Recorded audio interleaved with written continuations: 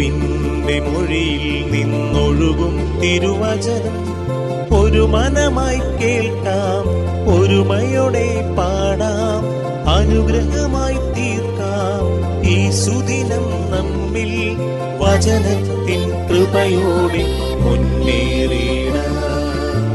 വിശുദ്ധ ലൂക്ക അറിയിച്ച സുവിശേഷം 14-ാം അധ്യായം 15-ാം തിരുവാക്യം.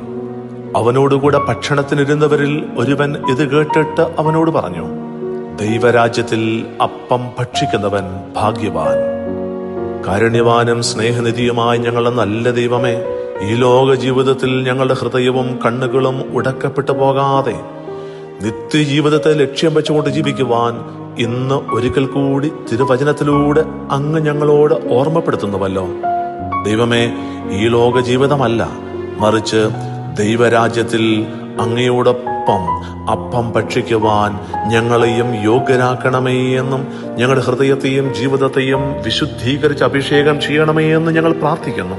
ദൈവാനുഗ്രഹപ്രദമായ ഒരു ദിവസം ദൈവം കൈപിടിച്ച് നയിക്കട്ടെ എന്ന് പ്രാർത്ഥിച്ചുകൊണ്ട് നമ്മുടെ കർത്താവ് ഈശോ മിശിഹായുടെ കൃപയും പിതാവായ ദൈവത്തിന്റെ സ്നേഹവും പരിശുദ്ധാത്മാവിന്റെ സഹവാസവും പരിശുദ്ധ അമ്മയുടെയും നീതിമാനായ മറിയൗസേപ്പിന്റെയും മധ്യസ്ഥവും സകല മാലാഖമാരുടെയും സകല വിശുദ്ധരുടെയും സംരക്ഷണവും നൽകി സർവശക്തനായ ദൈവം നിങ്ങളെ ആശീർവദിച്ച് അനുഗ്രഹിക്കട്ടെ, ഇപ്പോഴും എപ്പോഴും എന്നേക്കും. ആമേൻ. വചനത്തിൻ കൃപയോടെ മുന്നേറി